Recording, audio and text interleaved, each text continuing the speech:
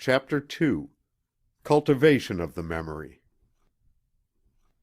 This book is written with the fundamental intention and idea of pointing out a rational and workable method whereby the memory may be developed, trained, and cultivated.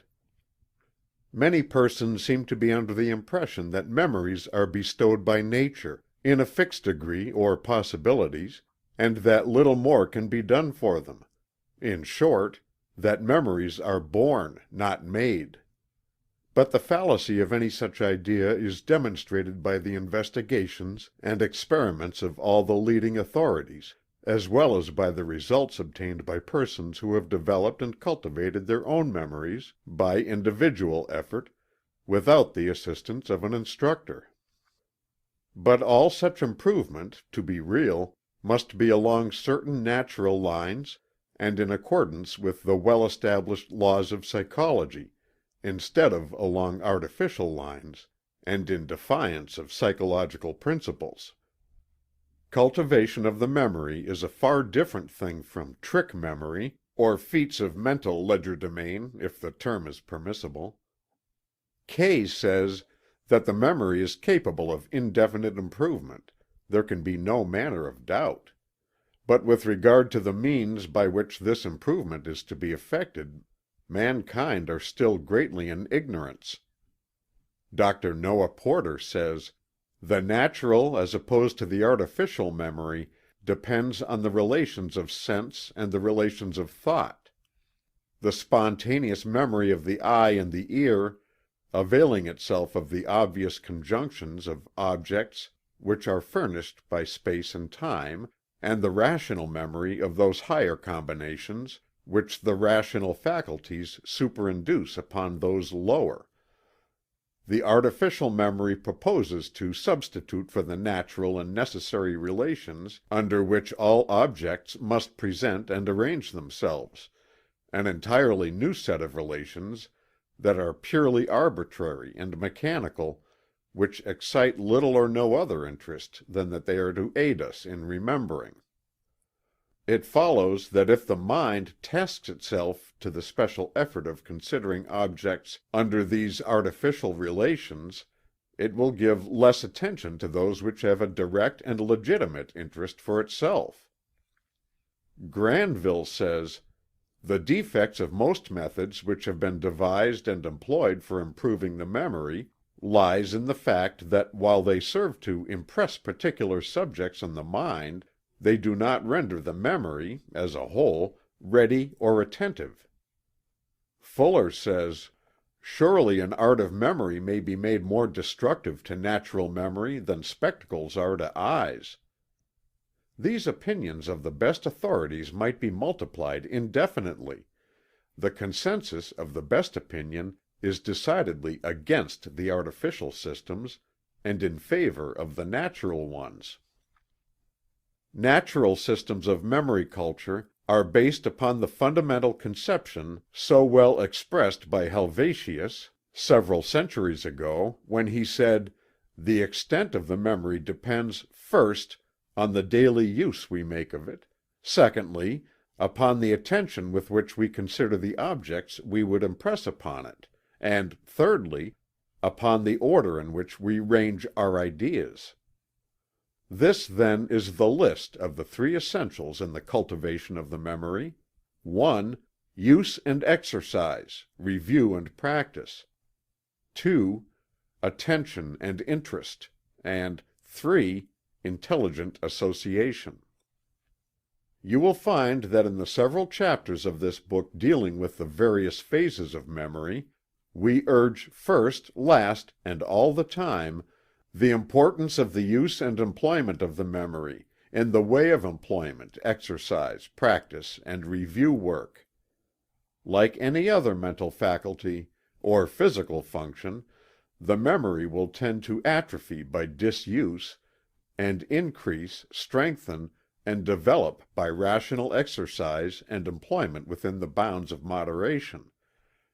You develop a muscle by exercise. You train any special faculty of the mind in the same way, and you must pursue the same method in the case of the memory, if you would develop it. Nature's laws are constant and bear a close analogy to each other. You will also notice the great stress that we lay upon the use of the faculty of attention, accompanied by interest. By attention you acquire the impressions that you file away in your mental record file of memory. And the degree of attention regulates the depth, clearness and strength of the impression. Without a good record, you cannot expect to obtain a good reproduction of it. A poor phonographic record results in a poor reproduction, and the rule applies in the case of the memory as well. You will also notice that we explain the laws of association, and the principles which govern the subject, as well as the methods whereby the proper associations may be made. Every association that you weld to an idea or an impression serves as a cross-reference in the index, whereby the thing is found by remembrance or recollection when it is needed. We call your attention to the fact that one's entire education depends for its efficiency upon this law of association. It is a most important feature in the rational cultivation of the memory, while at the same time being the bane of the artificial systems. Natural associations educate, while artificial ones tend to weaken the powers of the mind, if carried to any great length. There is no royal road to memory. The cultivation of the memory depends upon the practice along certain scientific lines, according to well-established psychological laws.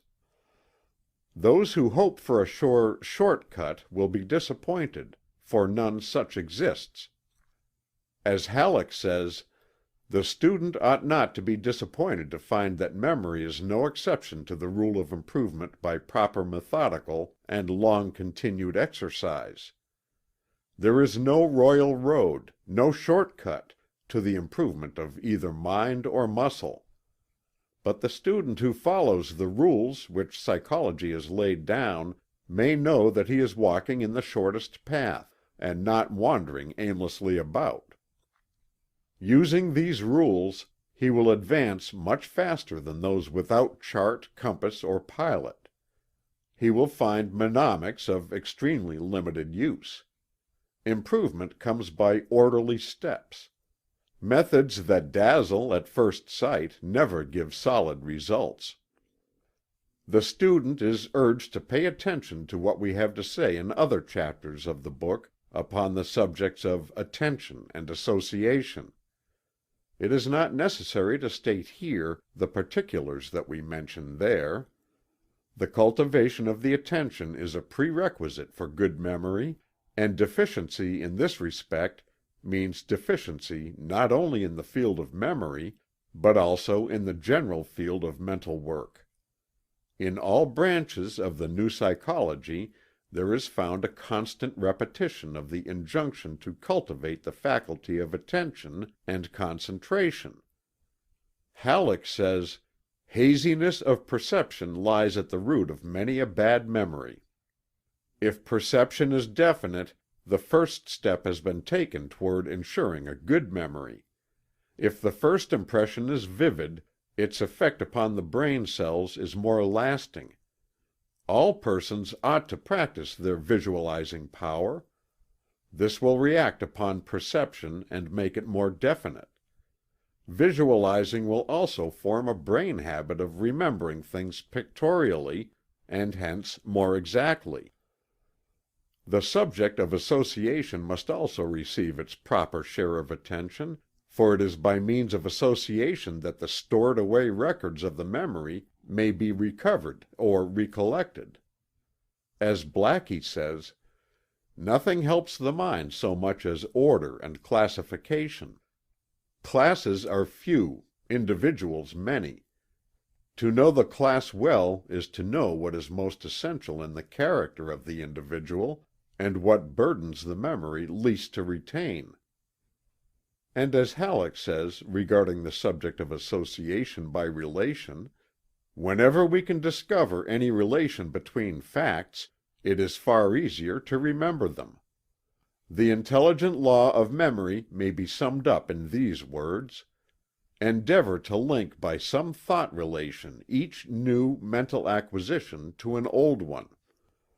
Bind new facts to other facts by relations of similarity, cause and effect, whole and part, or by any logical relation, and we shall find that when an idea occurs to us, a host of related ideas will flow into the mind.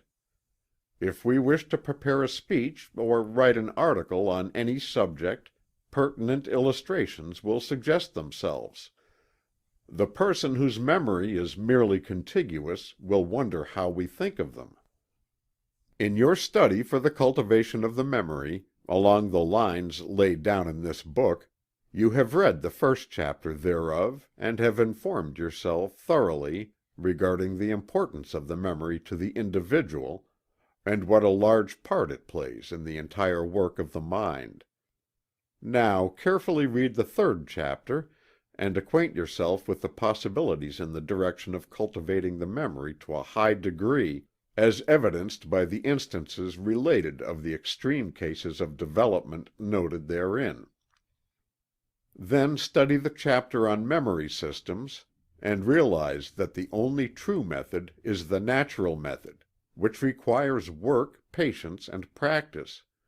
Then make up your mind that you will follow this plan as far as it will take you. Then acquaint yourself with the secret of memory, the subconscious region of the mind, in which the records of memory are kept, stored away, and indexed, and in which the little mental office boys are busily at work. This will give you the key to the method.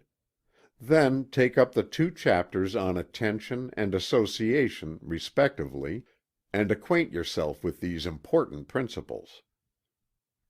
Then study the chapter on the phases of memory, and take mental stock of yourself, determining in which phase of memory you are strongest, and in which you need development. Then read the 2 chapters on training the eye and ear, respectively. You need this instruction. Then read over the several chapters on the training of the special phases of the memory, whether you need them or not. You may find something of importance in them. Then read the concluding chapter, which gives you some general advice and parting instruction. Then return to the chapters dealing with the particular phases of memory in which you have decided to develop yourself, studying the details of the instruction carefully until you know every point of it. Then, most important of all, get to work. The rest is a matter of practice, practice, practice, and rehearsal. Go back to the chapters from time to time, and refresh your mind regarding the details. Reread each chapter at intervals.